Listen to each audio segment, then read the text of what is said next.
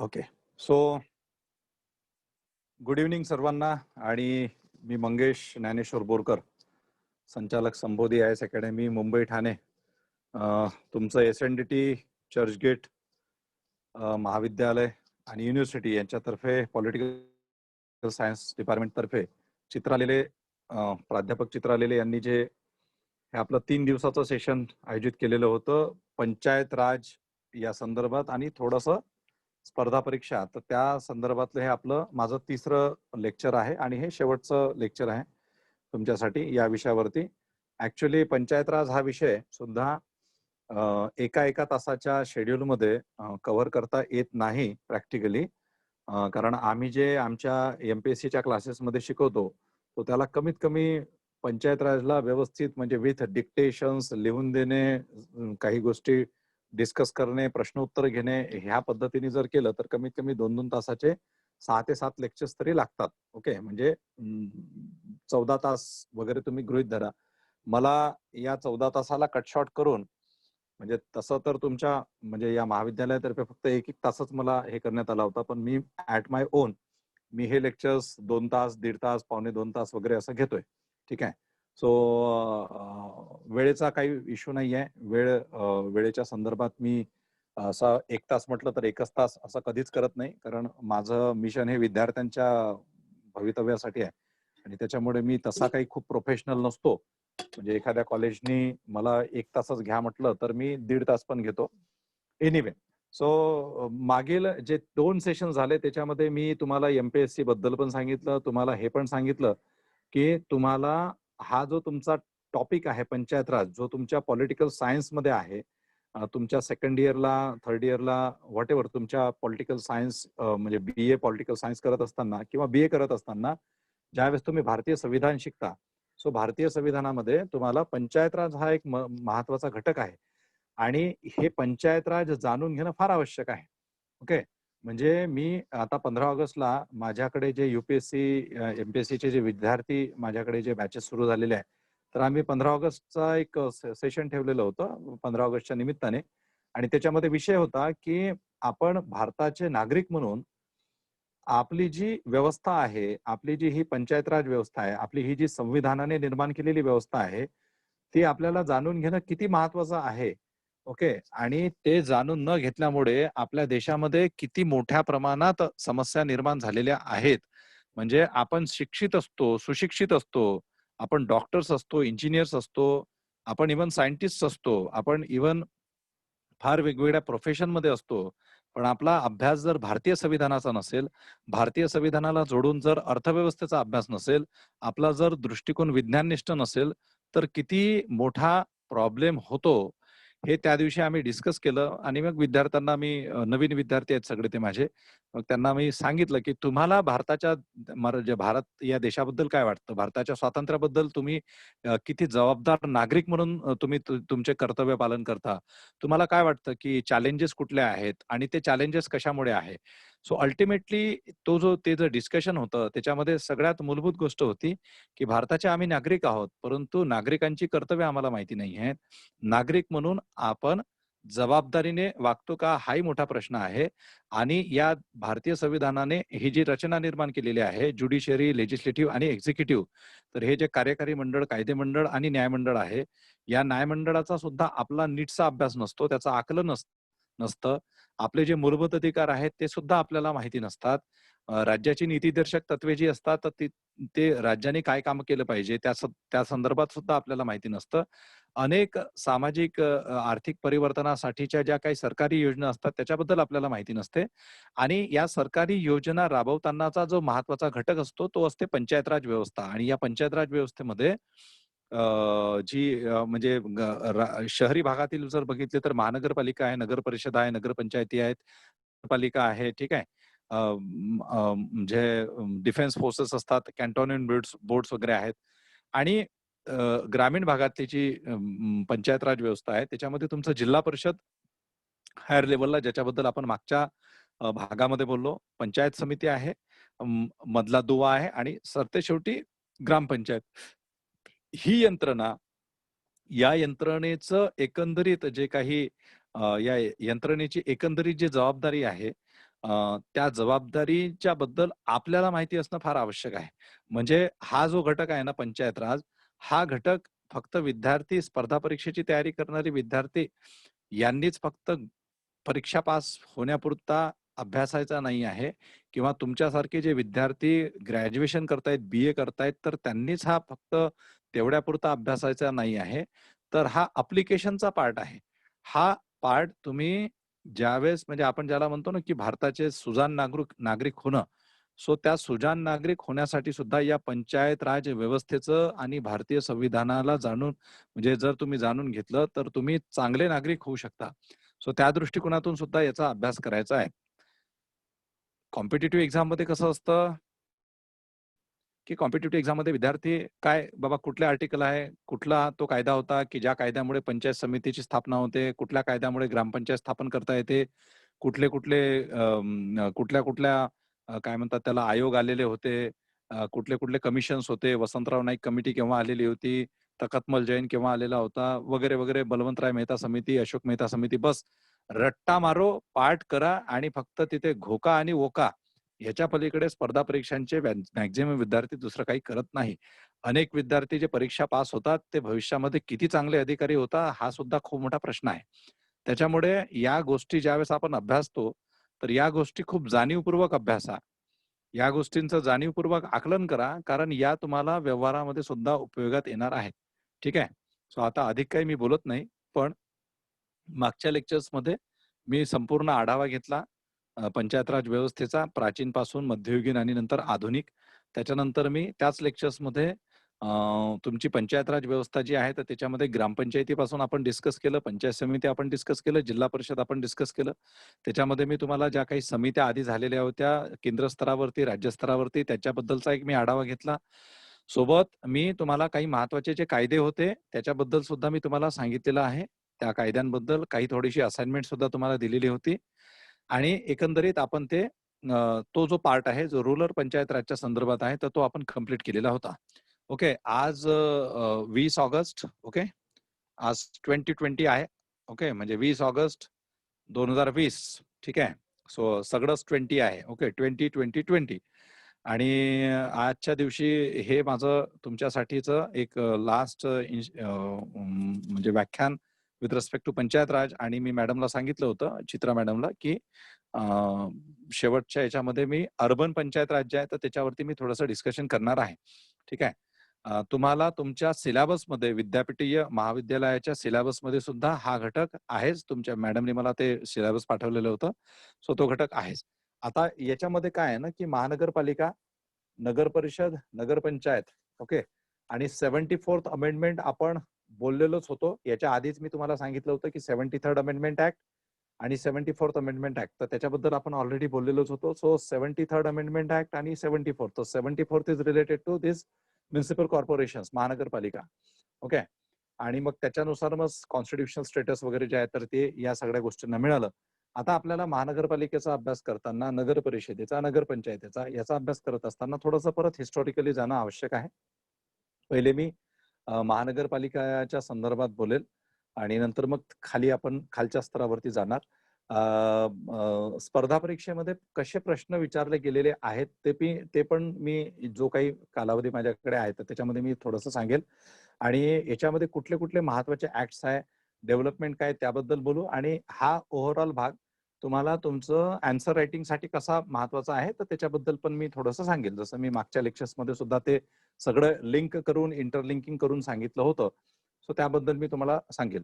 So बघा म्हणजे महानगरपालिका, आता याच्यामध्ये महानगर शब्द हा डॉमिनेटेड आहे. ओके. म्हणजे ती आहे पालिका.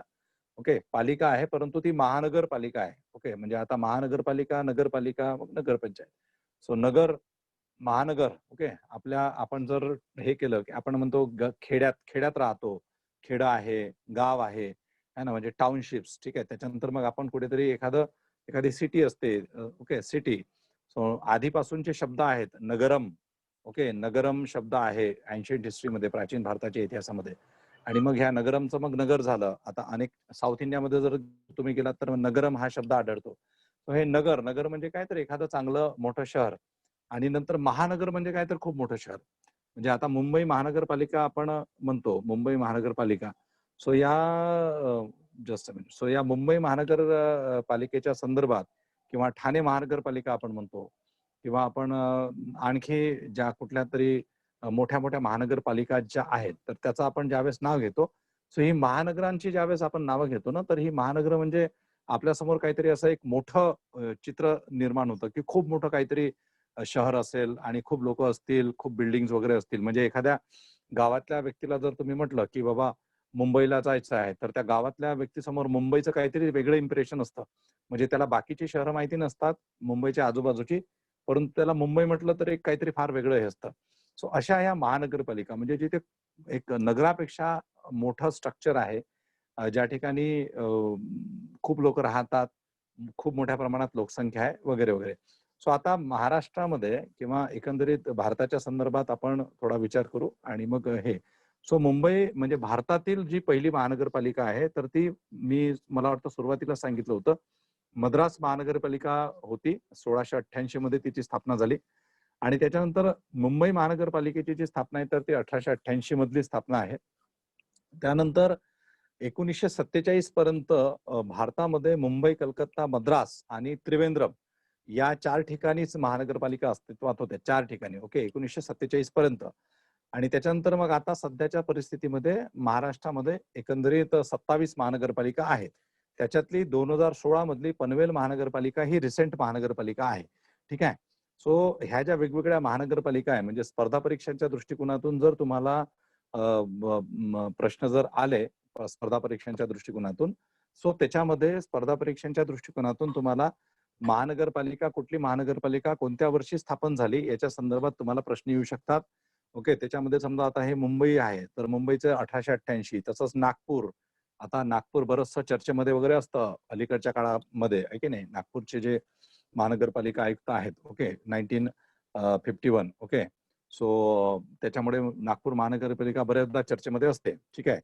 म्हणजे तर तशाच पद्धतीने आपला आजचाच न्यूज होती, की नवी मुंबई महानगरपालिका जी आहे, तर नवी मुंबई महानगरपालिकेला मला वाटतं भारतातील 3रं हे म्हणून क्लीन महानगरपालिका, स्वच्छ महानगरपालिका म्हणून तिला पुरस्कार मिळालेला आहे. पहिली इंदोरची महानगरपालिका, दुसरी सुरतची महानगरपालिका आणि तिसरी आता नवी मुंबई महानगरपालिका. सो नवी मुंबई महानगरपालिका 1992 ची महानगरपालिका आहे. ओके. सो अशा पद्धतीने तुम्हाला या ज्या वेगवेगळ्या महानगरपालिका आहेत, तर त्यांचे एस्टॅब्लिशमेंट इयर्स जे आहे, ते तुम्हाला विचारल्या जाऊ शकतात. ओके. सो स्पर्धा परीक्षेच्या दृष्टीने जर विचार केला, तर तुम्हाला या पद्धतीने जावं लागेल. आता मला डाऊट आहे, म्हणजे मी तुम्हाला बरचसं भाषण दिलं याच्या आधी सुद्धा. So I am having doubt की तुमच्या एस-एन-डी-टी युनिव्हर्सिटीतल्या किंवा या तुमच्या या माझ्या सेशन्सला ज्या अवेलेबल आहेत, त्याच्यापैकी खरंच किती लोकं, किती मुली स्पर्धा परीक्षांसाठी फ्युचरमध्ये जातील, मला डाऊट आहे. ओके. तुमच्यापैकी जर कोणी सिलेक्ट झालं, तर माझा नंबर आहे. फक्त मला एक एस-एम-एस कराल, की "सर, मी अभ्यास केला आणि मी क्वालिफाय झाले." तर मला आनंद वाटेल. ठीक आहे. तुम्ही जर या माझ्या सेशन्सला अटेंड केलेलं असेल तर. ठीक आहे. पण मला डाऊट आहे. फक्त एक थोडीशी मला सिन्सिअरली अभ्यास करताना वाटते मला ती. तर तू जर वर्षा जर तू क्वालिफाय झाली, तर मला मेसेज करशील हां, नक्की. म्हणजे मला कळेल, की काहीतरी माझ्या लेक्चरचा किंवा माझ्या बोलण्याचा थोडासा उपयोग झालेला होता म्हणून.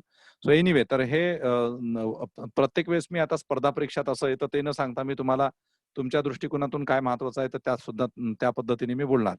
ठीक आहे. सो याच्यामध्ये हे सगळं आपल्याला माहिती पाहिजे बऱ्यापैकी, की कुठल्या महानगरपालिकांचं एस्टॅब्लिशमेंट हे कोणत्या वर्षी झालेलं आहे, ते आपल्याला माहिती पाहिजे. ठीक आहे. त्याच्यानंतर आता मुंबई महानगरपालिकेचा जो विस्तार आहे, ओके, मुंबई महानगरपालिकेचा विस्तार. तर मुंबई महानगरपालिका ही मुंबई शहर आणि मुंबई उपनगर, ओके. तर हे जे 2 जिल्हे आहेत, म्हणजे मुंबई महानगरपालिकेचं तुम्हाला माहिती असेल, की बोरिवलीचं तिथपर्यंतचं टोक आहे. ठीक आहे. येस, वर्षाने सांगितलं, की 24 वार्ड ऑफिस आहेत. Great. Very nice. Varsha, it's like very impressive thing.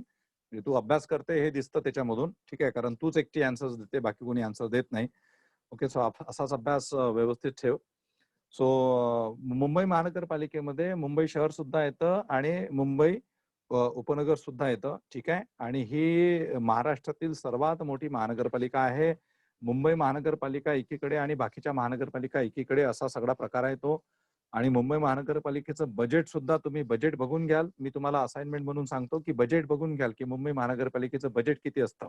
ठीक आहे. तर बजेट हा फार वेगळा विषय आहे.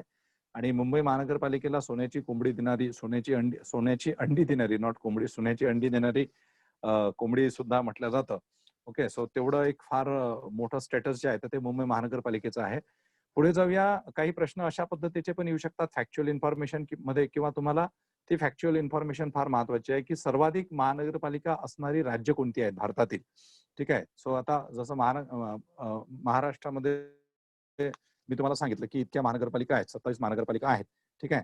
सो तसंच मग बाकी कुठली राज्य आहे, तर मध्य प्रदेश सुद्धा आहे, उत्तर प्रदेश सुद्धा आहे, की महाराष्ट्राच्या खालोखाल त्या राज्यांमध्ये महानगरपालिका आहेत. त्याच्यानंतर मग दुसरा एक प्रश्न येऊ शकतो की कोणत्या जिल्ह्यांमध्ये, म्हणजे एका जिल्ह्यामध्ये किती महानगरपालिका असू शकतात, किंवा कोणत्या जिल्ह्यामध्ये सगळ्यात जास्त महानगरपालिका आहेत. म्हणजे हे फॅक्च्युअल इन्फॉर्मेशन आहे. तर फॉर एक्झाम्पल ठाणे जिल्हा. सो ठाणे जिल्ह्यामध्ये अनेक महानगरपालिका आहेत, म्हणजे 6 महानगरपालिका आहेत सध्या. ओके. पुणे जिल्हा म्हटलं तर तिथे 2 महानगरपालिका आहेत. सो ह्या महानगरपालिका कोणत्या जिल्ह्यांमध्ये किती महानगरपालिका आहेत, तर ती सुद्धा आपल्याला इन्फॉर्मेशन माहिती पाहिजे. आणि मग आता याचा महत्वाचा अधिनियम, याचा जो ऍक्ट आहे तर तो कोणता आहे. सो मुंबई महानगरपालिका जी आहे त्याच्या व्यतिरिक्त राज्यातील इतर महानगरपालिकांचा जो कारभार आहे तर तो महाराष्ट्र महानगरपालिका अधिनियम 1949च्या नुसार चालतो. ओके. महाराष्ट्र महानगरपालिका अधिनियम. ओके. महाराष्ट्र महानगरपालिका अधिनियम 1949 नुसार या सगळ्या महानगरपालिकांचा कारभार चालतो. आणि हा जो अधिनियम आहे याचं आधीचं जे नाव होतं ते मुंबई प्रांतिक महानगरपालिका अधिनियम असं याचं नाव होतं. 2012 मध्ये हा जो मुंबई प्रांतिक महानगरपालिका अधिनियम याचं नाव बदललं आणि ते आता महाराष्ट्र महानगरपालिका अधिनियम असं करण्यात आलेलं आहे. सो आपल्याला ही फॅक्च्युअल इन्फॉर्मेशन पण पाहिजे की या महानगरपालिका कुठल्या अधिनियमानुसार, कुठल्या ऍक्टनुसार चालतात. तर महाराष्ट्र महानगरपालिका अधिनियम 1949. ओके. 2012 मध्ये हे नाव चेंज करण्यात आलं आणि पूर्वीचं नाव हे मुंबई प्रांतिक महानगरपालिका अधिनियम असं होतं. ठीक आहे. आणि मुंबई महानगरपालिकेचा जो कारभार आहे तर तो मुंबई मनपा अधिनियम 1888 नुसार चालतो. ओके. मुंबई महानगरपालिकेचा कारभार तो मुंबई मनपा महानगरपालिका अधिनियम 1888 नुसार चालतो. ओके. आता महानगरपालिकेची रचना कशी असते, त्याची स्थापना कशी असते, म्हणजे याच्या आधी सुद्धा बोलताना आपण या स्ट्रक्चरवरती बोललेलो आहे. सो महानगरपालिका स्थापन करण्याचा अधिकार हा राज्य शासनास असतो. ठीक आहे. त्याच्यासाठी भारतीय संविधानाचा आर्टिकल आहे 243Q. ओके. आर्टिकल 243Q या आर्टिकल नुसार भारतीय संविधानाच्या इंडियन कॉन्स्टिट्यूशनच्या 243Q नुसार मोठ्या नागरी क्षेत्रासाठी एक महानगरपालिका असते. आता सर्वसाधारणपणे ही महानगरपालिका स्थापन करण्यासाठी लोकसंख्येचा निकष असतो, लोकसंख्या पॉप्युलेशनचा निकष असतो आणि ती कमीत कमी किमान 3 लाख असणे आवश्यक आहे. ओके. आणि मग त्यानुसार महानगरपालिकांची स्थापना जी असते तर ती होत असते. ठीक आहे. आता ही जी महानगरपालिका स्थापन होते तर या महानगरपालिकेमध्ये एक जर महानगरपालिका आहे, आयुक्त स्टेट गव्हर्नमेंट मुख्य. ओके. एक जर महानगरपालिका आहे तर त्या महानगरपालिकेमध्ये त्याचं स्ट्रक्चर असतं, म्हणजे त्याची स्थायी समिती असते. ओके. स्थायी समिती, प्रभाग समित्या असतात. ओके. त्याचं जे पॉलिटिकल हेड जे असतात, पॉलिटिकल हेड, तर ते महापौर असतात. ओके. मुंबई महानगरपालिका महापौर. त्याचे जे गव्हर्नमेंटचे जे हेड असतात, म्हणजे गव्हर्नमेंटचे सर महानगरपालिका आयुक्त. तुम्हाला मागे मी अगदी पहिल्याच लेक्चरमध्ये सांगितलेलं होतं की महानगरपालिकेचे जे आयुक्त असतात ही व्यक्ती मुंबई सारखा महानगरपालिका, म्हणजे मुंबई महानगरपालिकेची जी व्यक्ती असते, जे आयुक्त असतात हे not less than 20 years experience, म्हणजे त्यांना कमीत कमी IAS झाल्यानंतर 20 पण थोडेसे कमीच झाले, एक साधारणतः 22-25 एक वर्षाचा अनुभव असलेले ते व्यक्ती असतात. ओके. आता नागपूर महानगरपालिका किंवा इकडे हे नवी मुंबई महानगरपालिका. आता सपोज नवी मुंबई महानगरपालिका आहे तर नवी मुंबई महानगरपालिकेच्या ठिकाणी जे आयुक्त असतील तर हे साधारणतः IAS झाल्यानंतर एक 10 ते 12 वर्षामध्ये त्यांना तशा महानगरपालिकांमध्ये ते जाऊ शकतात. ओके. नागपूर सारख्या याच्या ठिकाणी सुद्धा आय एस झाल्यानंतर एक 15 एक वर्ष झालेला आहे आणि तो व्यक्ती आय एस झालेला आहे. सो आफ्टर 15 इयर्स ते नागपूर सारख्या महानगरपालिकेमध्ये त्या तुलनेमध्ये मुंबई महानगरपालिकेचं वजन हे फार वेगळं आहे. तिथे senior most I S officer जे असतात तर ते त्या ठिकाणी असतात आणि हे शासनाचे प्रतिनिधी असतात. ओके, महानगरपालिकेचे आयुक्त. सो आपण मुंबईला थोडंसं डिस्कस करूया. मग याच्यामध्ये महापौर आहे एक पॉलिटिकल पर्सनॅलिटी, जे पॉलिटिकल रिप्रेझेंटेटिव्ह आहे, पॉलिटिकल प्रमुख आहे ते. आणि दुसरे आहे तुमचे शासनाचे प्रमुख. ओके, आणि जे काही डिसिजन्स या नगरसेवकांच्या माध्यमातून, नगरसेवक जे निवडून आलेले असतात संपूर्ण महानगरपालिकांमध्ये, आणि मग सदन असतं त्यांचं, त्याच्यामध्ये डिस्कशन होतं. जे काही डिसिजन्स या सदनामध्ये वगैरे घेतले जातात ते डिसिजन्स महानगरपालिकेच्या माध्यमातून राबवण्याचं काम हे जी प्रशासकीय यंत्रणा जी असते, ज्याचे प्रमुख महानगरपालिकेचे आयुक्त असतात. मग महानगरपालिका आयुक्त असतील, मग त्यांच्या खाली त्यांचे ऍडिशनल म्युनिसिपल कमिशनर्स असतील. ऍडिशनल म्युनिसिपल कमिशनरच्या खाली मग जॉईंट कमिशनर्स असतात. मग जॉईंट कमिशनरच्या खाली डेप्युटी म्युनिसिपल कमिशनर्स असतात. ओके, मग डेप्युटी म्युनिसिपल कमिशनरच्या खाली असिस्टंट म्युनिसिपल कमिशनर्स वगैरे असतात. ओके, वॉर्ड ऑफिसर्स वगैरे आपण त्याला म्हणतो. ठीक आहे. सो ही सगळी यंत्रणा असते आणि या यंत्रणेच्या माध्यमातून संपूर्ण त्या महानगरपालिकांचा जो कारभार आहे तर तो चालवला जातो. ओके, तर या महानगरपालिकेमध्ये जसं मी तुम्हाला सांगितलं, स्थायी समिती आहे, प्रवास समिती आहे, परिवहन समिती पण आहे, परिवहन व्यवस्थापक पण आहे. ठीक आहे. सो अशा पद्धतीने थोडंसं त्याचं एक स्थापना आणि त्याचं थोडं एक स्ट्रक्चर आहे. महानगरपालिकेमध्ये सदस्य किती असतात, वेगवेगळ्या प्रभागातून प्रत्यक्ष निवडणुकीच्या द्वारे किती सदस्य निवडून येतात, तर त्यासाठी साधारणतः 65 कमीत कमी आणि जास्तीत जास्त 221 असं सदस्यांची सदस्य संख्या आहे. आणि त्याच्यामध्ये 5 सदस्य हे नामनिर्देशित असतात. आणि मुंबई महानगरपालिका जी आहे तर त्याची सदस्य संख्या 227 जी आहे तर इतकी निश्चित करण्यात आलेली आहे. ठीक आहे. आणि ही महानगरपालिकेची जी सदस्य संख्या आहे तर ती निश्चित करण्याचा अधिकार सुद्धा हा राज्य निवडणूक आयोगास असतो. राज्य निवडणूक आयोग म्हणजे state election commission. Okay, state election commission. आता मुंबई महानगरपालिकेच्या व्यतिरिक्त महाराष्ट्रातील इतर महानगरपालिका ज्या आहेत तर त्यांच्या सदस्यांची संख्या ही महाराष्ट्र महानगरपालिका अधिनियम 1949च्या नुसार निश्चित केली जाते. ठीक आहे. सो आता वेगवेगळ्या महानगरपालिका त्याच्यामध्ये किती लोकसंख्येसाठी किती सदस्य संख्या आहे तर हा एक वेगळा पार्ट आहे. जसं आता 3 लाखापासून तर 6 लाखापर्यंत किती सदस्य संख्या असली पाहिजे, किमान किती आणि जास्त किती. त्यानंतर 6 लाखापासून तर 12 लाखापर्यंत किती असली पाहिजे, 12 लाखापासून तर 24 लाखापर्यंत किती, 24 लाखाच्या पुढे किती. तर अशा पद्धतीने तो एक वेगळा चार्ट आहे. जसं आता 3 लाखापासून तर 6 लाखापर्यंत साधारणतः किमान 65 आणि मग त्याच्यानंतर प्रत्येक 15,000 लोकसंख्येसाठी एक अतिरिक्त सदस्य. तर असं करत करत ते साधारणतः 85 त्याची संख्या जाते, सदस्य संख्या. 6 लाखाच्या पुढे 12 लाखापर्यंत किती, तर कमीत कमी 85. आणि मग 6 लाखाच्या पुढचे जे प्रत्येक 20,000 लोकसंख्या जी आहे त्या प्रत्येक 20,000 लोकसंख्येसाठी एक अतिरिक्त सदस्य, तर ते होतात 115. मग परत 12 लाखापासून 24 लाखापर्यंत परत इथे किमान सदस्य 115 आणि जास्त जे आहेत तर ते 145. आणि मग 24 लाखाच्या पुढे 145 पासून तर तिकडे 221 पर्यंत. तर अशा पद्धतीने तो चार्ट आहे. जसं मी तुम्हाला पंचायत राजच्या याच्यामध्ये ग्रामपंचायतीच्या याच्यामध्ये सुद्धा तुम्हाला सांगितलेलं होतं की एवढी एवढी लोकसंख्या तर तेवढे तेवढे सदस्य. तर तशाच पद्धतीने इथे जो आहे तर चार्ट आहे. आणि महाराष्ट्र महानगरपालिका अधिनियम 1949 हा हे लक्षात ठेवा. आणि सोबतच मुंबई महानगरपालिकेचा जो कारभार आहे, जो मुंबई महानगरपालिका अधिनियम 1888 नुसार चालतो, ते सुद्धा लक्षात ठेवा. ओके.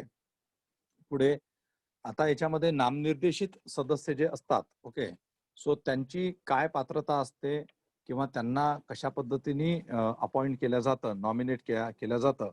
सो त्या काही गोष्टी आहेत. आता ते काही मी डिस्कस करणार नाही, कारण ते डिस्कस करायला गेलो आपण तर आपला बाकीचा थोडासा पार्ट आहे तो पण राहून जाईल. आता निवडणुकीची प्रक्रिया काय आहे तर तुम्हाला माहिती असेल, आता तुम्ही महानगरपालिका क्षेत्रामध्ये राहता तर तुम्हाला माहिती असेल की तुमचं शहर जे आहे तर शहर हे निवडणूक प्रभागामध्ये विभागला जातं. जसं आपण ग्रामपंचायतीच्या संदर्भात डिस्कशन करत असताना तुम्हाला मी बोललो होतो की ते गाव सुद्धा त्या वार्डामध्ये प्रभागामध्ये डिवाइड केलं जातं. ठीक आहे.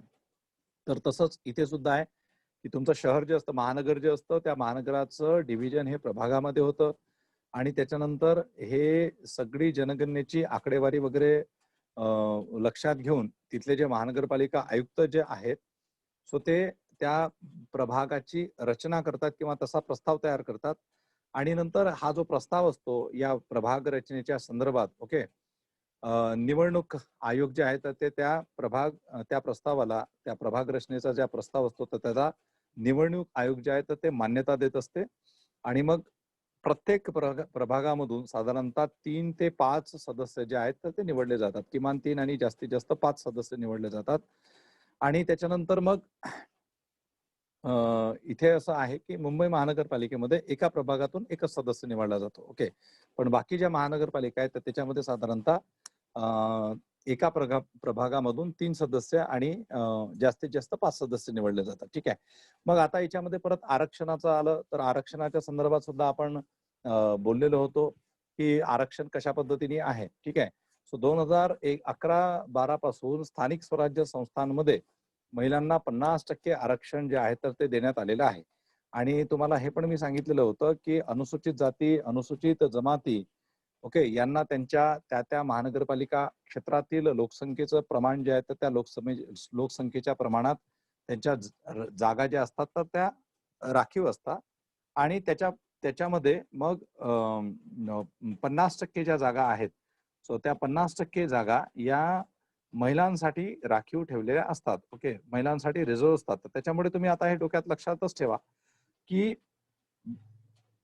महिला ज्या आहेत, महिला प्रतिनिधी ज्या आहेत प्रत्येक कॅटेगरीज मधल्या, त्यांना 50% आरक्षण आहे त्यांच्या कॅटेगरीमध्ये सुद्धा. ओके, म्हणजे समजा आता SC आणि ST ची कॅटेगरी असेल, सो त्यांना जेवढ्या जागा दिलेल्या आहेत तर त्याच्यापैकी 50% जागा या त्या अनुसूचित जाती आणि जमातीतील महिला उमेदवार जे असतात तर त्यांच्यासाठी राखीव असतात. ओके, सो हे कायमस्वरूपी लक्षात ठेवायचं आणि 2011 पासून महिलांना स्थानिक स्वराज्य संस्थांमध्ये 50% आरक्षण देण्यात आलेलं आहे तर ते पण लक्षात ठेवा. ओके, सो तशाच पद्धतीने ओबीसींचं सुद्धा आहे की ओबीसींसाठी एकूण सदस्य संख्येच्या 27% जागा राखीव ठेवल्या जातात आणि त्या ठेवलेल्या जागेतून जे 50% ज्या जागा आहेत तर त्या ओबीसी महिलांसाठी असतात. मग आता याच्यामध्ये आरक्षणाची मुदत, तर त्याच्या संदर्भात संविधानाचं 334 आर्टिकल मी तुम्हाला मागेही सांगितलं होतं. सो ते एकदा रेफर करून घ्या. ज्यांना म्हणजे ज्यांनी नसल केलं तर त्या लोकांनी आर्टिकल 334 जे आहे तर ते रेफर करून घ्या. अलीकडच्या काळामध्ये जात वैधता प्रमाणपत्र हा एक महत्वाचा पार्ट जो आहे, म्हणजे अनेक ठिकाणी तुम्हाला माहिती असेल की फ्रॉड केसेस घडतात आणि त्या फ्रॉड केसेस जातीच्या आधारावरती, म्हणजे जातीचं खोटं प्रमाणपत्र देऊन लोक जे आहेत तर ते आपल्या पोझिशन सिक्युअर करतात या स्थानिक स्वराज्य संस्थांमध्ये किंवा इतरही इलेक्शन्समध्ये आणि त्याच्यामुळे काय झालेलं आहे की आता जात वैधता प्रमाणपत्र म्हणजे कास्ट व्हॅलिडिटी जो आहे तर ते कास्ट व्हॅलिडिटी सर्टिफिकेट हे देणं आवश्यक आहे आणि त्याच्यासाठीची एक प्रोसेस आहे. बरेचदा काय होतं की कास्ट सर्टिफिकेट देतो आणि नंतर व्हॅलिडिटी करण्याचा ज्यावेळेस वेळ येते तर त्यावेळेस असं होतं की ते ते ते प्रकरण फ्रॉड असतं, खोटं सर्टिफिकेट मिळवलेलं असतं आणि नंतर तुम्हाला तुमच्या पद गमावण्याची सुद्धा वेळ येऊ शकते. तर त्याच्यामुळे जे लोक जातीचा खोटा दाखला देतात तर त्या लोकांनी या म्हणजे सावध असणं गरजेचं आहे. कुठल्याही पद्धतीने जातीचा खोटा दाखला देऊन निवडणुका जर लढवल्या आणि ते आरक्षण जर घेतलं तर नंतर कास्ट व्हॅलिडिटी जर सबमिट करता आली नाही किंवा जर खोटं निघालं तर मग पुढे प्रॉब्लेम्स होऊ शकतात. आता महानगरपालिकेचा सदस्य बनण्यासाठी काय पात्रता आहेत आणि काय पात्रता आहेत हे पण महत्वाचं आहे. सो नॉर्मली जसं तुम्हाला माहिती आहे की भारताचा नागरिक असावा, वयाची 21 वर्ष पूर्ण केलेली असावी, ठीक आहे, मतदार यादीमध्ये त्याचं नाव असलं पाहिजे त्या महानगरपालिकेच्या ह्याच्यामध्ये, ठीक आहे, आणि बाकी इतर जे कुठले how is one caste validated, caste validity हा आता वेगळा मुद्दा आहे. त्याच्यासाठी शासकीय यंत्रणा असते, त्या यंत्रणेचा वापर करून तुम्हाला तुमची कास्ट जी आहे म्हणजे कास्ट सर्टिफिकेट वरून तुमची कास्ट व्हॅलिडिटी होते. ठीक आहे, त्याच्यासाठी मग तुम्हाला बाकी काही सर्टिफिकेट्स वगैरे सुद्धा द्यावे लागतात. ओके, सो ज्यांना कास्ट व्हॅलिडिटी करायची आहे तर त्या लोकांनी त्यांच्या तहसील कार्यालय वगैरे किंवा जिल्हाधिकारी कार्यालय जे आहेत तर त्या ठिकाणी संपर्क करू शकता तुम्ही. ओके, सामाजिक याच्यानुसार ते होतं, सामाजिक न्याय मंत्रालयाच्या मार्फत या गोष्टी केल्या जातात. ठीक आहे. एनिवे, सो पात्रता आणि त्याच्यानंतर अपात्रता या दोन्ही गोष्टी लक्षात ठेवा. महानगरपालिकेच्या संदर्भात सदस्याची पात्रता आणि अपात्रता काय असली पाहिजे हे महत्वाचं आहे. अपात्रतेच्या संदर्भात सुद्धा तुम्हाला काही महत्वाच्या गोष्टी आहेत, की जसं आता भारतीय दंड संहिता आहे म्हणजे इंडियन पिनल कोड. सो त्याचा आर्टिकल आहे 153A किंवा त्याचं दुसरं एक आर्टिकल आहे 505. ओके, त्याचं सब क्लॉज आहे 2 किंवा 3. सो हे जे आर्टिकल्स आहेत याच्यानुसार जर समजा शिक्षापात्र म्हणजे एखाद्या गोष्टीसाठी जर दोषी ठरवण्यात आलेलं असेल, ठीक आहे, सो तो व्यक्ती जो आहे सो 6 वर्षापर्यंत तो अपात्र ठरतो. म्हणजे एखाद्याला जर शिक्षा झालेली असेल, ठीक आहे, सो एखाद्याचा अपराध झालेला असेल आणि शिक्षा झालेली असेल, तर ते इंडियन पिनल कोड आहे आयपीसी 153A आणि त्याच्यानंतर मग दुसरं एक आर्टिकल आहे 505. त्याचं सब क्लॉज आहे सब क्लॉज 2 और 3. सो त्याच्यानुसार जर समजा शिक्षेसाठी जर तो व्यक्ती पात्र झालेला असेल तर त्याला 6 वर्षापर्यंत निवडणुकीमध्ये उभं राहता येत नाही. ठीक आहे. ओके, सो अशा पद्धतीने हे काही पात्रतेचे अपात्रतेचे निकष आहेत. ओके, आता खूप डिटेलमध्ये त्याच्यात जाता येणार नाही आपल्याला. निवडणुकांचा खर्च काय असावा अलीकडच्या काळामध्ये याविषयी बरेचदा चर्चा होत असताना आपल्याला दिसते की निवडणुकांचा खर्च काय असला पाहिजे. ओके, तर त्याच्या संदर्भातली खर्चाची मर्यादा काय आहे. म्हणजे आता तुम्ही हे ऍज अ करंट अफेअर्स किंवा करंट अपडेट्स म्हणून तुम्ही विद्यार्थ्यांनी ही गोष्ट लक्षात ठेवा की समजा आता वेगवेगळ्या महानगरपालिका आहेत तर वेगवेगळ्या महानगरपालिकांसाठी खर्च किती असतो, किती लोकसंख्येची महानगरपालिका असेल तर त्याला किती खर्च असतो, किती सदस्य संख्या असेल तर किती खर्च असतो. अशा काही गोष्टींवरती सुद्धा क्वेश्चन्स वगैरे हे येऊ शकतात आणि इन जनरल इन्फॉर्मेशन सुद्धा तुमच्याकडे असणं आवश्यक आहे. ठीक आहे. सो महानगरपालिकेचे खर्च याच्या संदर्भात सुद्धा तुम्ही थोडीशी इन्फॉर्मेशन घ्या तुमच्याकडे. कालावधी महानगरपालिकेचा जसं आपण बघितलेला आहे की भारतामध्ये ऑलमोस्ट ज्या काही यंत्रणा आहेत त्या 5 वर्षासाठी असतात. ओके, आणि पहिल्या बैठकीपासून हा जो कालावधी आहे तर हा सुरू होत असतो. त्याच्यानंतर महानगरपालिका विसर्जित कोण करतं तर राज्य सरकार जे आहे, राज्य शासन ते विसर्जित करतं आणि विसर्जित झाल्यापासून 6 महिन्यांच्या आतमध्ये निवडणुका घेणं बंधनकारक आहे. ठीक आहे. सो नंतर पुढे आता त्याच्यामध्ये महानगरपालिकेला मुदतीपूर्व विसर्जित करता येते का, काही अशा निकष आहेत. म्हणजे करता येते का, करता येते तर मग कुठल्या आधारावरती, मग काय म्हणतात त्याला, जर समजा ती विसर्जित झाली तर विसर्जित झाल्यानंतर मग त्याला काय म्हणतात की केव्हा किती दिवसांच्या आतमध्ये निवडणूक घ्यावं लागतं. ओके, अशा आणखी काही वेगवेगळ्या गोष्टी आहेत. ठीक आहे. सो हे प्रत्येक याला हा जो पॅटर्न आहे ना, हे जे स्ट्रक्चर आहे ना, म्हणजे एकंदरीत पंचायत राज आतापर्यंत आपण जे काही बोललो, सो ऑलमोस्ट हा एक पॅटर्न स्ट्रक्चर सेम आहे आणि बऱ्याच ठिकाणी सेम इन्फॉर्मेशन आहे. सो तुम्ही त्याला थोडस जर मायन्युटली, आता वेळेच्या अभावी मला या सगळ्या गोष्टींवरती खूप बोलता येत नाही. ओके, तर त्यामुळे मी कट शॉर्टच हे करेल. तर तुम्ही लोक ज्यावेळेस याचा थोडासा डिटेलमध्ये अभ्यास कराल ना, तर त्याला कम्पॅरेटिव्हली करा.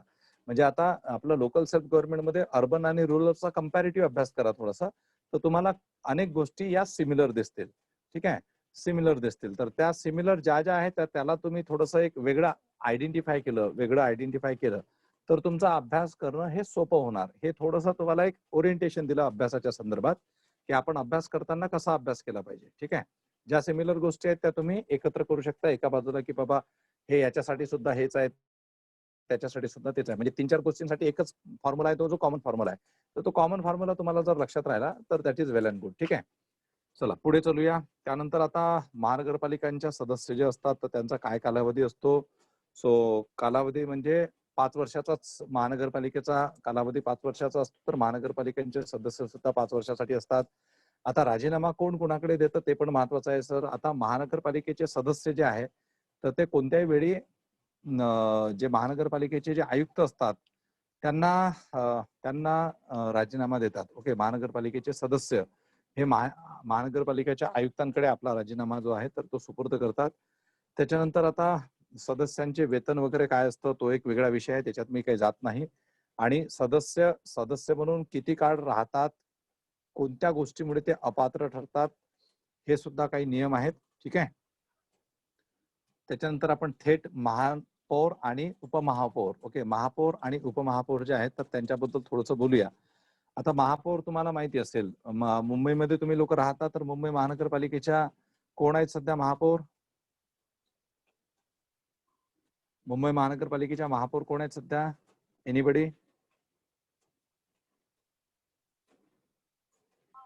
अरे मुंबई महानगरपालिकेच्या महापौर कोण आहेत किशोरीताई सध्या? पेडणेकर. हा, किशोरीताई पेडणेकर. Okay, good. चला, छान. सो आपण ज्या ठिकाणी राहतो त्या ठिकाणी कोण कुठले महापौर वगैरे आहेत ते किमान, म्हणजे आता जसं आता अभ्यास करणारे मुलं आहोत तर आपण आपल्याला ती तेवढी एक इन्फॉर्मेशन जी आहे तर ती माहिती असायला पाहिजे.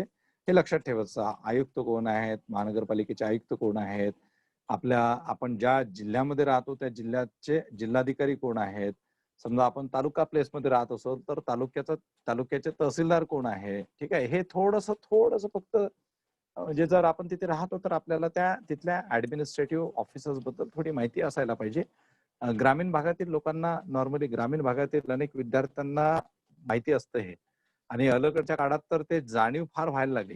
म्हणजे आता मी ग्रामीण भागामध्ये ज्यावेळेस कार्यक्रम असतात माझे, तर मी तिथे जर असे चला बाबा पोरांना थोडंसं माहिती आहे का म्हणून विचारायला गेलो ना, सो बरेचसे म्हणजे ग्रामीण भागामध्ये आजकाल स्पर्धा परीक्षांचं तर प्रचंड वारा आहे. म्हणून मी तुम्हाला मागेही बोललो होतो की तुम्ही तुमच्या बाजूला एसएनडीटी युनिव्हर्सिटीच्या चर्चगेटच्या बाजूला मुंबई युनिव्हर्सिटी आपला सॉरी मंत्रालय आहे, तर त्या मंत्रालयामध्ये तुम्ही फक्त जा आणि तिथे तुम्हाला तिथले जे सेक्शन ऑफिसर्स असतात, तिथले जे असिस्टंट सेक्शन ऑफिसर असतात, डेस्क ऑफिसर्स असतात, क्लरिकलला काम करणारी जी मुलं असतात, ठीक आहे, किंवा पोलीस डिपार्टमेंट मधले जे काही अगदी पोलीस हवालदारापासून तर police sub inspector, police inspector, API, PI, senior PI, हे सगळे बघा तुम्ही, तर तुम्हाला एकच गोष्ट दिसेल की मुंबई आणि हा उपनगरातला पट्टा इथला विद्यार्थी सोडून फार लिमिटेड 5-10% असतील तर असतील. सगळेच्या सगळे एंटायर महाराष्ट्रातून आलेले लोक आहेत. सगळेच्या सगळे, ओके, सगळेच्या सगळे. म्हणून मी वारंवार सांगत असतो. थोडंसं मी बोलत पण असतो, ओके, थोडासा मी चिमटा पण घेत असतो विद्यार्थ्यांना की अरे तुम्ही काय करताय. म्हणजे ते हेच झालं की बाहेरून बाहेरून म्हणजे आता हे सगळं आपलंच आहे, आपल्याच देशातील नागरिक आहेत, आपल्याच महाराष्ट्रातील रहिवासी आहेत, तर त्याच्यामुळे कोणी कुठूनही हे करू शकतं. पण मग आपण इथे असताना म्हणजे आपल्या बाजूला मंत्रालय आहे, परंतु इथे मुंबईमध्ये राहणारा विद्यार्थी तिथे ऑफिसर नसतो, अधिकारी नसतो. ओके, आय-ए-एस सोडूनच द्या तुम्ही, पण कमीत कमी असिस्टंट सेक्शन ऑफिसर नाही राहत, सेक्शन ऑफिसर म्हणून नाही राहत, तर मग काय उपयोग आहे. ओके, तर त्याच्यामुळे थोडंसं जबाबदारीने जर तुम्ही बघितलं तर बाहेरची जी मुलं आहेत तर ती जास्त कॉन्शियस आहेत या स्पर्धा परीक्षांच्या संदर्भात. आणि म्हणून मग त्यांना या छोट्या मोठ्या गोष्टी सुद्धा, मग हे इथलं कोण, ते तिथलं कोण, त्यांना हे पंचायत राज व्यवस्था, ग्रामपंचायत, ग्राम प्रशासन हे बऱ्यापैकी माहिती असतं. अनेक ठिकाणी मी जात असतो कार्यक्रमांमध्ये, तर त्याच्यामुळे मी कधी कधी इंटरॅक्शन करतो विद्यार्थ्यांसोबत.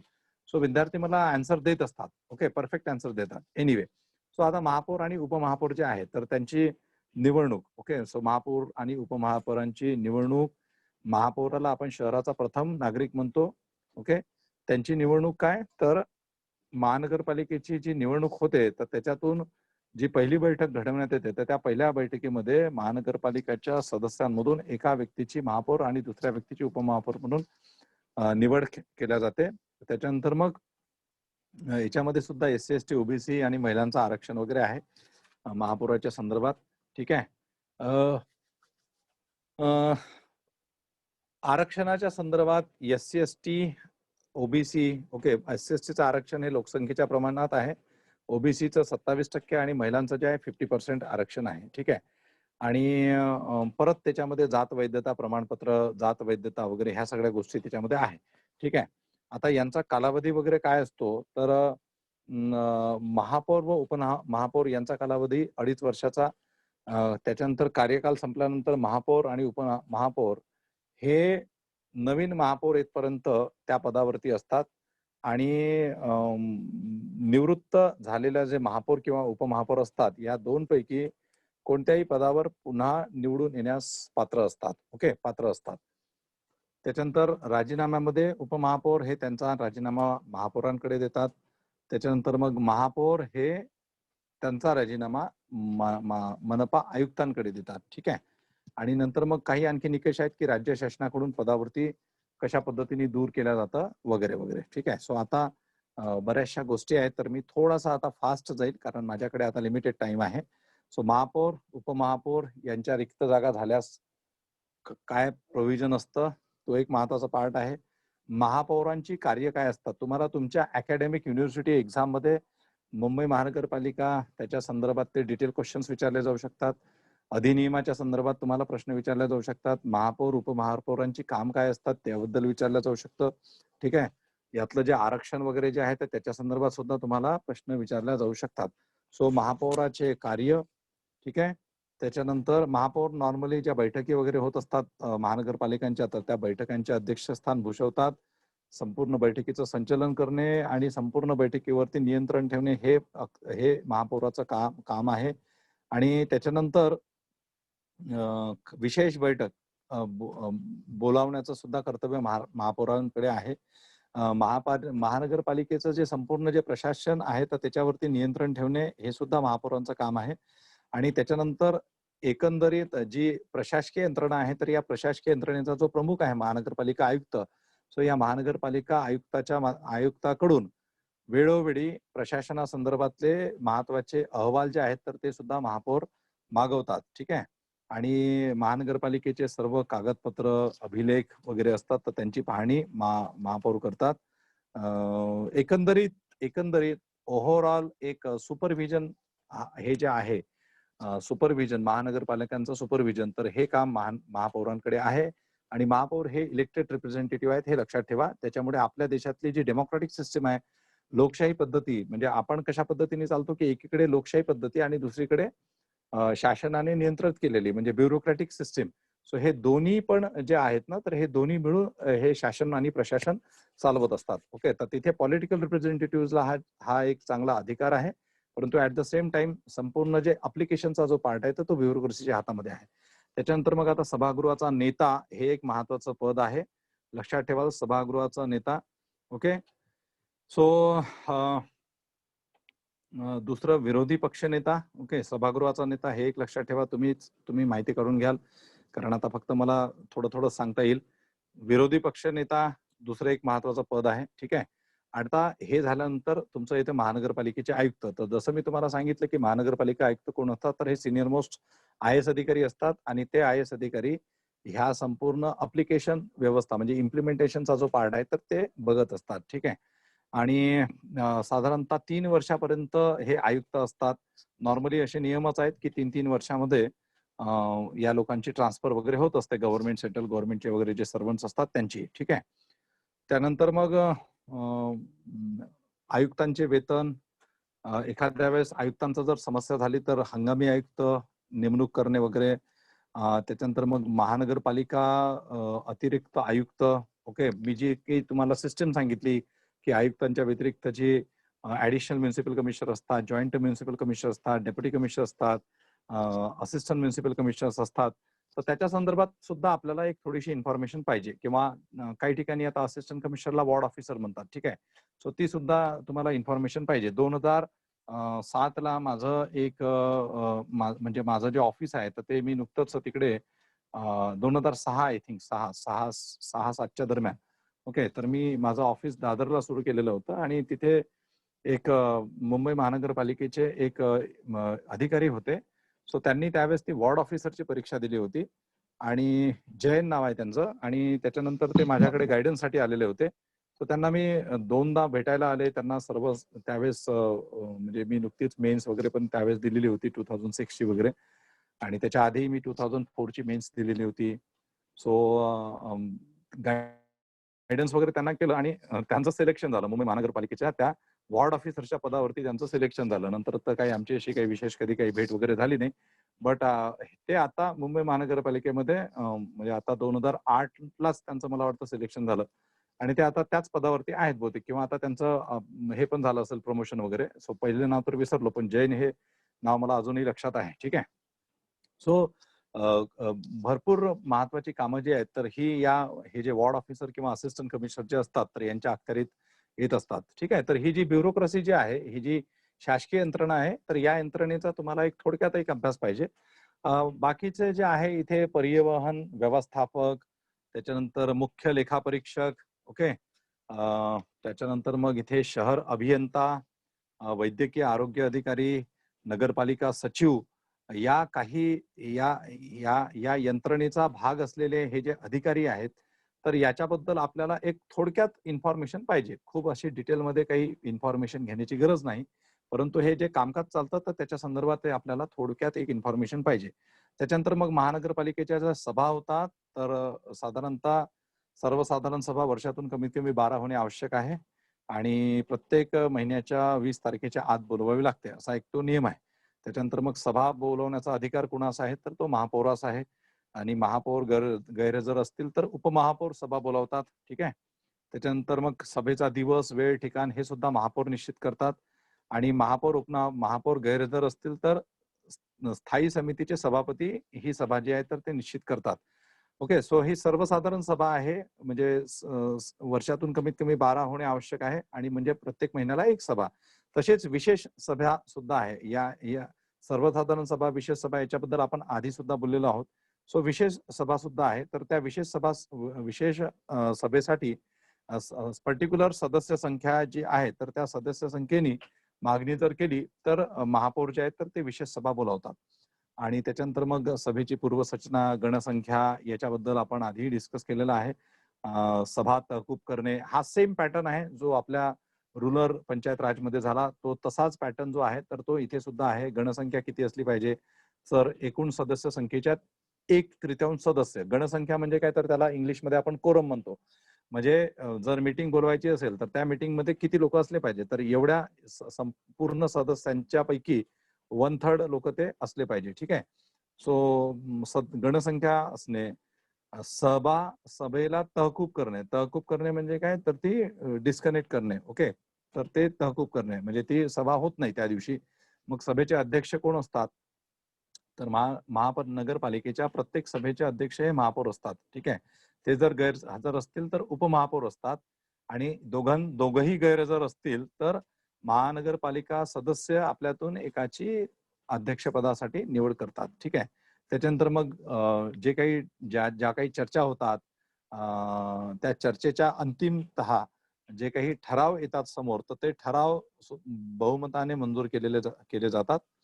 ठीक आहे. आणि त्याच्यानंतर मग आयुक्ताचं सभेमध्ये काय पार्टिसिपेशन असतं, ओके, त्याच्याबद्दल सुद्धा आपल्याला इन्फॉर्मेशन पाहिजे. आता याच्यात सगळ्यात महत्वाचा जो पार्ट आहे महानगरपालिकांच्या संदर्भात किंवा खालचं जे ऍडमिनिस्ट्रेशन म्हणजे बाकीच्या नगरपालिका, नगरपंचायती, महानगरपालिकेच्या समित्या या खूप महत्वाच्या आहेत. जसं आपण रुरल पंचायत राजमध्ये सुद्धा ते बघितलं होतं जिल्हा परिषद पंचायत समितीच्या संदर्भात, तसं महानगरपालिकांच्या सुद्धा महत्वाच्या समित्या असतात. या समित्यांमध्ये स्थायी समिती महत्वाची आहे. ठीक आहे. सर्वात महत्वाची समिती म्हणजे स्थायी समिती. ठीक आहे. त्याचा सभापती असतो, स्थायी समितीचे सभापती. ठीक आहे. आणि त्या पर्टिक्युलर सभापतीचा कार्यकाल आहे. त्या सभापतीचा कार्यकाल संपल्यानंतर जे रिक्त झालेली जागा असते तर ती भरण्यासंदर्भाची प्रक्रिया, स्थायी समितीचा सभापती, त्याच्यानंतर स्थायी समितीचा सचिव. सो महानगरपालिकेचा सचिव हा स्थायी समितीचा सचिव असतो. एका वाक्यात जर तुम्हाला प्रश्न आला तर त्या दृष्टिकोनातून हे महत्वाचं आहे. आणि त्याच्यानंतर या स्थायी समितीचे काय कामं असतात, कुठले अधिकार असतात, तर तो एक महत्वाचा पार्ट आहे. त्याच्याबद्दल आपल्याला नॉलेज पाहिजे. तसंच स्थायी समितीनंतर परिवहन समिती आहे. ठीक आहे. आता मी फक्त त्या समित्यांची नावच फक्त घेऊ शकतो, बाकी दुसरं काही डिस्कस करता येणार नाही मला. सो परिवहन समिती आहे. परिवहन समितीचा परत सभापती असतो, त्याचा परत कार्यकाल. परिवहन समितीच्या परत उपसमित्या असतात, त्या समितीच्या सभा असतात. ठीक आहे. त्याच्यानंतर मग प्रभाग समित्या. ठीक आहे. प्रभाग समित्यामध्ये कोणकोणते लोक असतात, व्यक्ती असतात, ते आपल्याला माहिती पाहिजे. प्रभाग समितीची मुदत कशी असते, त्याचे सभापती कोण असतात, त्या सभापतींचा कार्यकाल, त्या सभापतीची त्या प्रभाग समितीचे काय कार्य असतात हे आपल्याला माहिती पाहिजे. आणि त्याच्यानंतर मग विशेष समित्या. ओके. विशेष समित्या. ठीक आहे. विशेष समित्या, तर हे थोडक्यात महानगरपालिकेच्या ज्या समित्या असतात तर त्याच्या संदर्भातली इन्फॉर्मेशन. आता महानगरपालिकेचे उत्पन्नाचे स्रोत म्हणजे कुठलंही पंचायत राज यंत्रणामध्ये कुठल्याही या ज्या सगळ्या सिस्टीम्स आपण निर्माण केलेल्या आहेत, तर या ज्या सिस्टीम्स आहेत तर त्याच्यासाठी त्यांना अर्थस्रोत असणं फार आवश्यक आहे. तुम्ही आता बघत असाल की महाराष्ट्र शासन सुद्धा म्हणतं की आम्हाला फार मोठा समस्या आहे, म्हणजे आमच्याकडे पैशाची समस्या आहे. कोरोनाच्या या लॉकडाऊन पिरियडमध्ये किंवा जी काही आपली एक आर्थिक यंत्रणा जी होती, जी चालू होती ठीकठाक प्रमाणे, म्हणजे खूप चांगली नाही म्हणता येत. कारण कोरोनाच्या आधी सुद्धा आपली अर्थव्यवस्था जी आहे तर ती ऑलमोस्ट ती म्हणजे अशी एक प्रकारे अशा सिच्युएशन मध्ये आलेली होती. खूप चांगला काही आपला जीडीपी वगैरे नाही आहे बिफोर दॅट ऑल्सो, आणि त्याच्यानंतर तर बरचसा आपण डिक्लाइनिंग फेज मध्ये आहोत. सो त्याच्यामुळे प्रत्येक स्टेट गव्हर्नमेंटमध्ये ते प्रॉब्लेम्स आहेत. तर आपलं राज्य सरकार सुद्धा म्हणत असतं. सो राज्य सरकारकडे जर पैसा नसेल तर ज्या ज्या महानगरपालिका वगैरे असतात तर त्यांचेही प्रॉब्लेम्स असतात. सो एकंदरीत आता तो वेगळा मुद्दा आहे, तो वेगळा भाग आहे. सो एकंदरीत या महानगरपालिका ज्या असतात तर त्यांना कशा पद्धतीने पैसा मिळतो, कशा पद्धतीने ते पैसा जमा करतात, सो याच्याबद्दल सुद्धा आपण आधीच बोललेलो आहोत पंचायत राजच्या सुरुवातीच्याच लेक्चर्स मध्ये, की वेगवेगळे उत्पन्नाची साधनं आहे. वेगवेगळ्या करापासून महानगरपालिकेला उत्पन्न मिळतं. राज्य शासन अनुदानाच्या स्वरूपात या महानगरपालिकांना अनुदान देत असतं, आणि काही कर्जाच्या माध्यमातून जो आहे तर तो आपण पैसा उभारलेला असतो. तो साधारणतः करापासूनचं उत्पन्न आणि करेत्तर उत्पन्नामध्ये मग राज्य शासनाकडून वगैरे मिळणारं अनुदान आणि कर्ज. ओके, काही महत्वाचे प्रोजेक्ट्स असतील तर त्याच्यासाठी आपण लोन घेतो, डेप्ट घेतो, कर्ज घेतो. ठीक आहे. सो वेगवेगळ्या स्वरूपात उत्पन्न मिळतं. महानगरपालिकेवरती नियंत्रण करणारी कोणती यंत्रणा आहे त्याच्या संदर्भात थोडं माहिती पाहिजे. महानगरपालिकेची कार्य काय आहेत, तर भरपूर कार्य आहेत महानगरपालिकेला. आता तुम्ही लोक सगळे महानगरपालिका याच्यामध्ये राहतात, तर या महानगरपालिकेच्या माध्यमातून तुम्हा सगळ्या लोकांना एक ज्याला आपण म्हणतो ना की भारतीय संविधानामध्ये एक वेलफेअर स्टेटचा एक कन्सेप्ट आहे, कल्याणकारी राज्य. आणि या कल्याणकारी राज्याच्या संकल्पनेला अनुसरून या ज्या काही पंचायत राज यंत्रणा निर्माण झालेल्या आहेत तर त्यांची तीच कार्य आहे की ज्याच्यामुळे त्या पर्टिक्युलर पेरिफेरी मधल्या ज्युरिडिक्शन मधल्या लोकांचं आयुष्य सुकर व्हायला पाहिजे किंवा ते चांगलं व्हायला पाहिजे. आणि म्हणून मग सगळेच्या सगळे जे काही तुमच्या लाईफशी रिलेटेड आहे, सो त्या सगळ्या गोष्टी महानगरपालिका करते. म्हणजे आता तुमचे एखादं एक डिपार्टमेंट असतं की जे सोशल आणि एज्युकेशनल सामाजिक आणि आर्थिक विकासाच्या योजना राखतं. एखादं हे असतं की जे सामाजिक म्हणजे पर्यावरण संरक्षणाच्या संदर्भात असतं. सिवेज डिपार्टमेंट असतं, आपलं वॉटर सप्लाय डिपार्टमेंट असतं, हेल्थ डिपार्टमेंट असतं, एज्युकेशन डिपार्टमेंट असतं, सिक्युरिटी डिपार्टमेंट असतं. तर अनेक गोष्टी आहेत. जन्म मृत्यूची नोंद ठेवण्यापासून तर लसीकरण, प्राथमिक आरोग्य, slum development, etcetera etcetera, urban development, okay, सगळे रस्ते बांधकाम वगैरे वगैरे भरपूर गोष्टी आहेत. म्हणजे तुम्हाला आता जे जे काही तुमच्या समोर दिसते तर त्या गोष्टी तुम्ही महानगरपालिकेच्या हद्दीत येणाऱ्या त्या गोष्टी तुम्ही महानगरपालिकेच्या माध्यमातून होता असं समजू शकता. ओके, सो हे एकंदरीत झालं संपूर्ण महानगरपालिका यंत्रणेच्या संदर्भात. अशाच पद्धतीचं नगरपालिका सुद्धा आहे, नगरपंचायती सुद्धा आहे. फक्त नगरपालिका आणि नगरपंचायतीच्या याच्यात फरक काय आहे की नगरपंचायती या छोट्या हे असतात. म्हणजे लोकसंख्या कमी असेल तर त्या ठिकाणी नगरपंचायती असतात. थोडी जास्त लोकसंख्या असेल तर नगरपालिका, नगर परिषदा असतात. आणि मग त्याच्यापेक्षा जे तुम्हाला 3 लाखाची हे सांगितले तर 3 लाखापेक्षा जास्त तर त्या ठिकाणी महानगरपालिका असतात. ठीक आहे. सो त्याच्यामुळे आता मी त्या नगरपालिका, नगरपंचायत वगैरे याच्यामध्ये मी जाणार नाही कारण आपल्याला तितका वेळ पण नाही आहे. काही प्रश्न जे आलेले होते याच्या आधी, ओके, तर ते मी फक्त वाचतो आणि नंतर मी थांबतो. सो बघा आता याच्यामध्ये एक प्रश्न होता, महानगरपालिका नगर परिषदेसाठी नामनिर्देशनासाठी अर्हता या संबंधी विधाने विचारात घ्या. एमपीएससीच्या याच्यामध्ये प्रश्न आलेला आहे. राज्यसेवा मुख्य परीक्षा 2014 महानगरपालिका ऑब्लिक नगर परिषदेसाठी नामनिर्देशनासाठी नॉमिनेशन अर्हता म्हणजे क्वालिफिकेशन या संबंधी विधाने विचारात घ्या. मग त्यांनी त्याचे 4 हे दिलेले होते, अ ब क ड निकष. आणि वरील पैकी कोणते विधान असत्य आहे, which of the statement above is not true.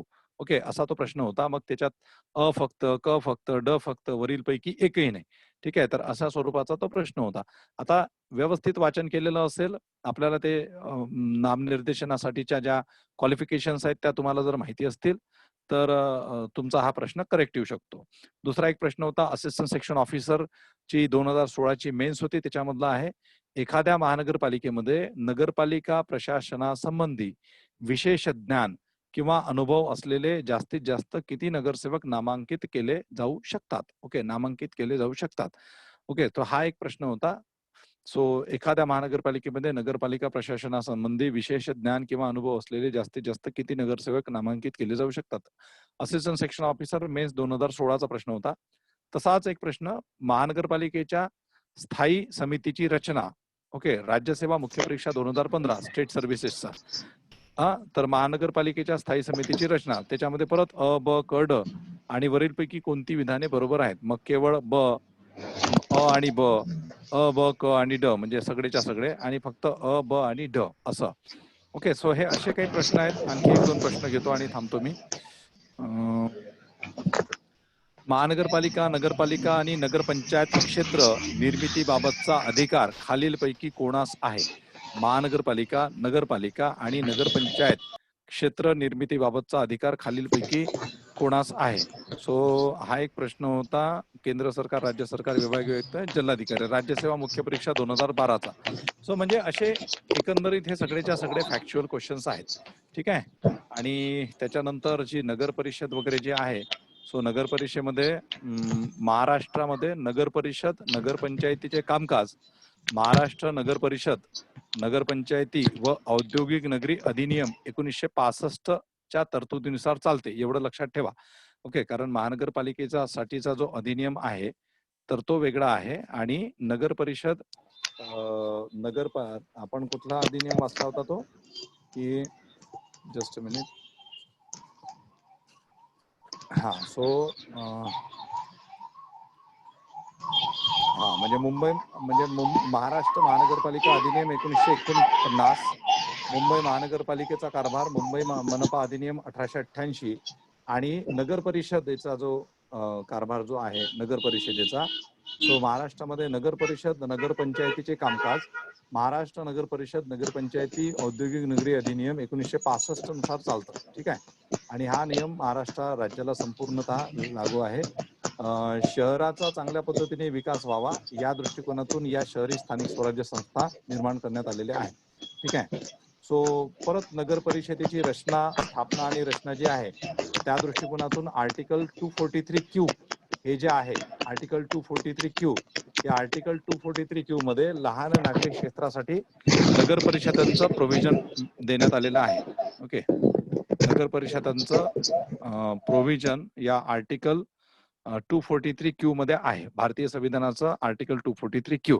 ठीक आहे. आणि मग त्याच्यासाठी लोकसंख्येची मर्यादा वगैरे दिलेली आहे की 25,000 किंवा त्याच्यापेक्षा जास्त त्याची लोकसंख्या असावी. ओके, आणि त्याच्यानंतर मग रोजगार वगैरे, रोजगार विषयक वगैरे त्याचे काही निकष आहेत. ठीक आहे.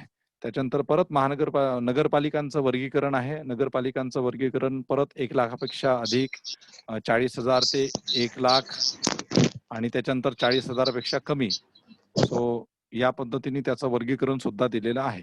बाकीचं अ वर्ग, अ वर्ग, ब वर्ग आणि क वर्ग, आणि मग त्याची प्रत्येकाची सदस्य संख्या, हे सुद्धा महत्वाचे निकष आहे.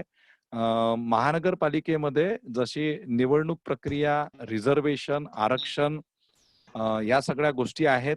महिलांसाठीचं आरक्षण, त्यांची कर्तव्य, तिथले नगर परिषदेचे, जसं आता नगर परिषदेमध्ये chief officer, just a minute, नगर परिषदेमध्ये जसं चीफ ऑफिसर हे एक पद असतं त्याचं महत्वाचं, चीफ ऑफिसर, मुख्याधिकारी. ओके, सो मुख्याधिकारी कोण असतो? हा नगर परिषदेचा शासनाचा प्रतिनिधी असतो. माझा डॉक्टर विकास खंडारे नावाचा विद्यार्थी हा सध्या वाशिम जिल्ह्यामध्ये मालेगाव नावाची नगर परिषद आहे, तर तिथला तो मुख्याधिकारी आहे, चीफ ऑफिसर आहे. ठीक आहे.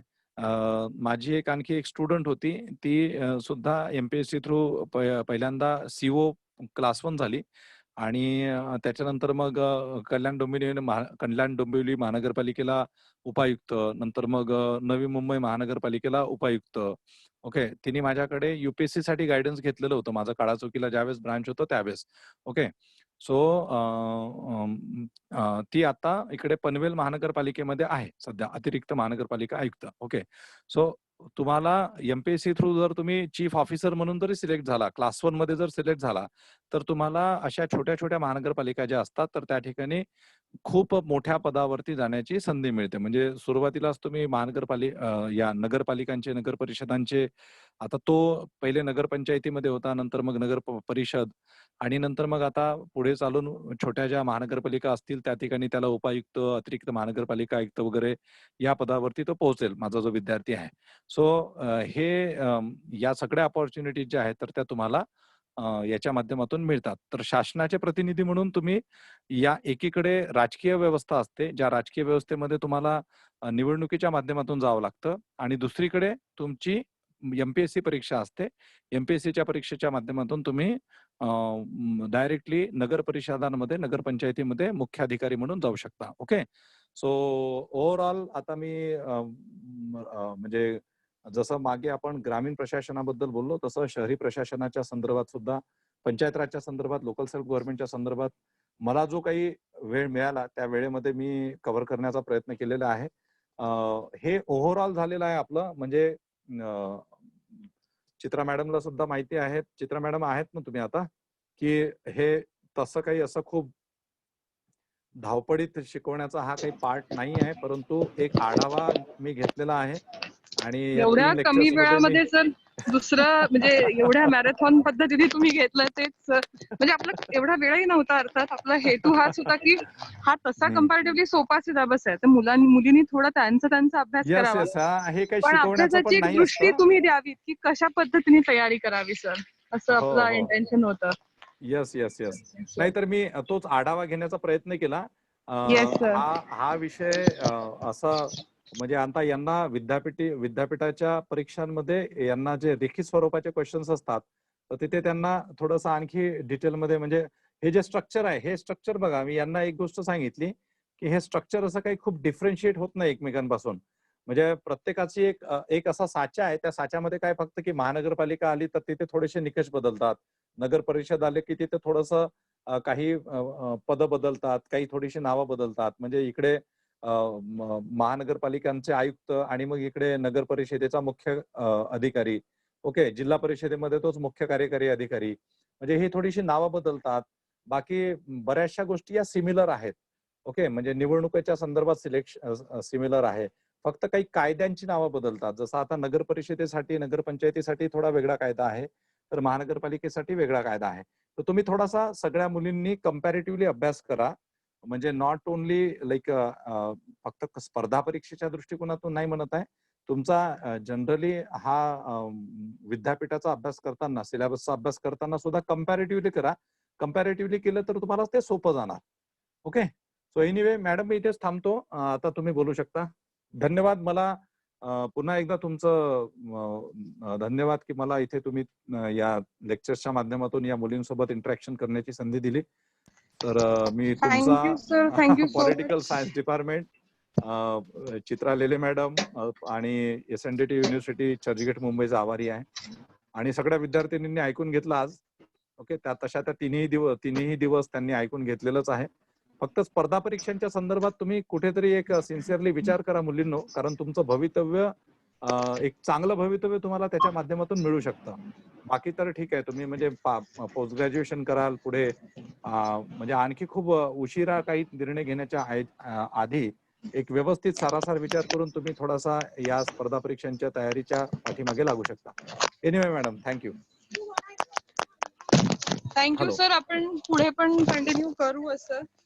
आणि मी तुम्हाला म्हणलं तसं जर अजून आपल्याला थोडं अजून विस्ताराने घेता आलं आणि अजून जास्त मुली जॉईन होत आल्या तर, कारण कसं हा. नाही थोडं स्पेसिफिक झालं, विषय स्पेसिफिक, येस. त्यामुळे मला वाटतं की कदाचित त्याच्यामुळे रिस्पॉन्स कमी राहिला असेल. आणि थोडं जर एफआय अजूनही जॉईन होऊ दे, मग मला वाटतं की आपण अजून एक जनरल सगळ्या एमपी साठी तुम्ही वेळ द्या, आणि एमपीएससी साठीच नाही, युपीएससी साठी पण, आणि इंग्लिश मिडियमच्या पण मुलींना आपण इन्व्हॉल्व्ह करू. So thank you so much sir, तुम्ही वेळ दिला आणि येस येस मुली थँक्स अ याच्यापासून लॉट. जास्तीत जास्त फायदा घेतील आणि हा. माझ्यापेक्षा तुमच्या संपर्कात राहतील आणि तुमचं मार्गदर्शन घेत राहतील. मी डिपार्टमेंटच्या वतीने आणि कॉलेजच्या वतीने मंगेश बोरकर सरांचे खूप आभार मानते, आणि वेळोवेळी त्यांनी त्यांचं मार्गदर्शन आमच्या विद्यार्थिनींना द्यावं ही विनंती. ओके. हा. So thanks a lot. सगळ्यांना धन्यवाद आणि सगळ्यांना भविष्यासाठी पुढील आयुष्यासाठी, शिक्षणासाठी, तुमच्या शैक्षणिक वाटचालीसाठी आणि तुमच्या करिअरसाठी मी माझ्या संबोधी IAS अकॅडमी मुंबईच्या वतीने खूप खूप शुभेच्छा देतो. ओके. आपण पुढे भेटूया. तुम्हा सगळ्या मुलींकडे माझा नंबर आहेच ऑलरेडी सेव्ह केलेला 8108016455. सो या नंबरवरती तुम्हाला जर वाटलं तर तुम्ही मला नंतर संपर्क साधू शकता. नॉर्मली संपर्क साधताना तुम्ही मला एखादा मेसेज करू शकता आधी, कारण माझे नॉर्मली आता सगळे लेक्चर्स आणि बॅचेस आमच्या ऑनलाईन सुरू झालेले आहेत UPSC MPSCच्या. सो त्याच्यामुळे साधारणतः मी 4च्या नंतर मी पूर्ण वेळ 7:15 पर्यंत लेक्चर्स मध्येच असतो. सो दुपारी वगैरे तुम्ही बोलू शकता किंवा रात्री बोलायचं असेल तर 8च्या नंतर आपल्याला बोलता येऊ शकतं. ओके. पण तुम्हाला काही अडचणी असतील, स्पेसिफिकली काही खरंच जेन्युइनली तुम्हाला गायडन्स करायचं म्हणजे गायडन्सची गरज असेल तर तुम्ही मला संपर्क साधा. ओके. चला, थँक्स अ लॉट आणि सगळ्यांना शुभेच्छा. धन्यवाद.